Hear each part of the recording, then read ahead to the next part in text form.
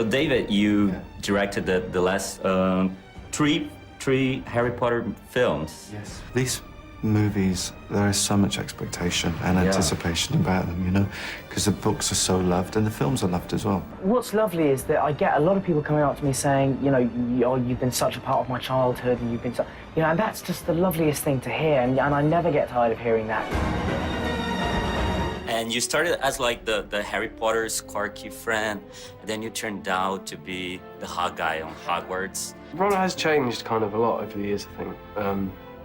As you say at the beginning, he was kind of this kind of overshadowed, kind of second best guy, and yeah, over the years, I think he's gained confidence, and kind of being Harry's friend, I think, has helped. And I'm in love with her. All right, fine, you're in love with her. Have you ever actually met her? Can you introduce me? And the saga started as a films for kids, and then it grew darker and darker. Did you feel like, wait, I didn't sign up for that, or you were like, yeah? I loved it. I mean, I thought it was great. I mean, the books got darker. The characters themselves grew up. It had to grow up itself. I mean, they couldn't stay 11 years old anymore. They had to get older, and they're 17, 18 in this last film, and we had to show that. The Ministry's gonna have a full uprising on their hands. When you started to direct the Harry Potter movies, you took the cast as they were an adult now. Yes. Was it better? Did you feel like, phew, I don't have to direct kids? It was always utterly delightful directing. When they were 14 and when they were 21, they were always delightful to be around. Hey, sorry. Kidding. So you're all tanned now, and you have by contract to be pale and extremely blonde. Sure. Yeah, how does it feel to be free now? It's kind of nice. That's one of the few things I do kind of feel free from, having to upkeep the hairdo and the pale skin. It got a little bit arduous over the years, so yeah. It's nice to kind of be able to drop that, definitely. So, Emma, by contract, you were not supposed to cut your hair. You were not supposed to get tan or anything. Is it like freedom now that you can finally cut your hair off? Yeah, it's been nice to be able to kind of have control over my appearance. Yeah, definitely. Yeah. And I've heard Emma had a crush on you. And yes. How hormonal did you guys get during the How filming? hormonal? Yeah.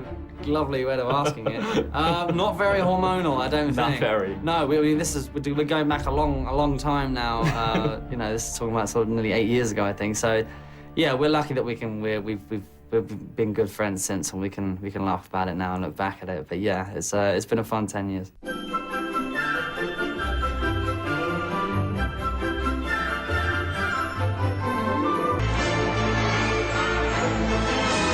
The great thing about Harry Potter being going on for such a long time is that you actually care about these characters. They're not just a single film. They're actually you've grown up with these people. You've known them for a decade. I thought, gosh, I don't want to be the director to drop the ball. But they seem to have got more. Their popularity hasn't waned. It seems to become more hysterical as they go on, and I think this will be our biggest Potter yet as we finish the story.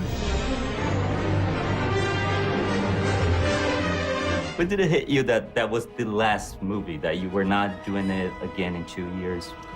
It's really weird. I felt very numb, like up until, right up until the last moment when they said, that's a wrap and I'm Dan and Rupert. You finished Harry Potter and Deathly Hallows. When you start on a film like that, you can't afford to be getting emotional from day one, going onto, for instance, the Atrium set, going, oh, it's the last time I'll be on this set, with 18 months still shooting in front of you. So you can't you've got to wait a while for the nostalgia to be worth it, if you like. I just never thought it would end, really, in some weird way. I just thought it would just keep going. And it didn't really hit me until, I guess, the last week of filming, when I was kind of packing up my room, which I've lived in for, like... On the very last day, yeah, I did cry a lot that day. We all did, just because it suddenly, I don't know, it feels like, I don't know if people cry when they leave school or whatever, but it felt like it was the end of an era. Yeah, so it was, the last day was very, very sad. I keep having to remind myself that it really is over and we won't be talking about it next year. It's been hard to process because, I'm promoting it now, and I think when the movie comes out, that will feel like the end.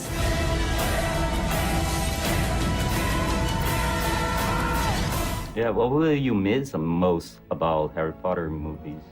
Yeah, it's hard to, I loved playing Draco. It was so much fun. I'm gonna miss the character for sure. I think just the day-to-day work of it, just coming in seeing everybody catching up from the night, what people were up to the night before, and going to hair and makeup, and seeing the crew, and just that the really friendly family atmosphere that we had on set. I think just getting to be that character. I think I'm gonna miss Hermione, like, you know, getting to live her life and be part of that world. It's just kind of amazing.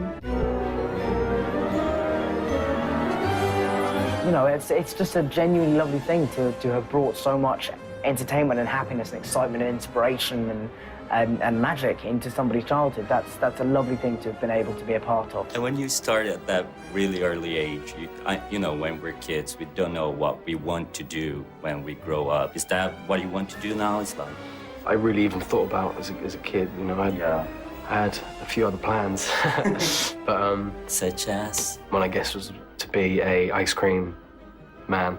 Oh wow, that's Or, very ambitious. Yeah. You can do whatever you want. It's just be you. Oh, that's good. That's great. Are you ready for Brazilian Speedos? I'm not quite there yet. Really? I need a couple more months in the gym and working out the tan lines. You can walk around the city on Speedos. Really? Walk around the city totally. in You can Speedos? go to shopping sprees on Speedos. How have I not been to Brazil before? This sounds like my kind of place, surely. So all you have to say is, hello, Acesso MTV, which is the name of it. And then you say, é nóis que voa, bruxao. Could you? Have you got it written down? Hello, Acesso MTV.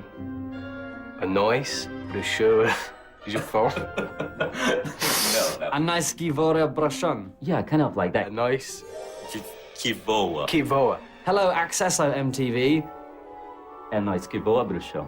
A nice givora brusho. A nice givora brusho. Hello, Acesso MTV. É nóis que voa, bruxao. A nice givora brusho. A nóis que voa, bruxão. Bruxão.